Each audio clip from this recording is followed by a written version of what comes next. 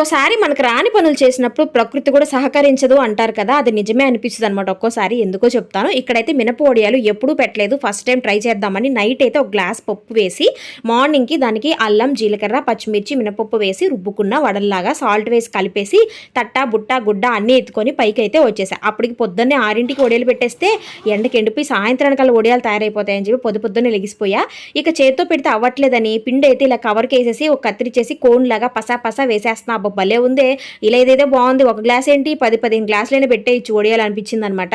అనుకోని సంతోషపడే లోపలే మొబ్బయితే మారిపోయిందండి బాబు. ఇలా మీకు కూడా ఎప్పుడైనా జరిగే ఉంటది కదా! నాకైతే అనిపిచ్చింది. నేను పెట్టక ఫస్ట్ టైమ్ వడియాలు పెడుతుంటే ఇలా మొబ్బు పట్టేసింది ఏంటి అని. పెట్టినప్పుడు పొద్దున్నే కదా చల్లగా ఉంది.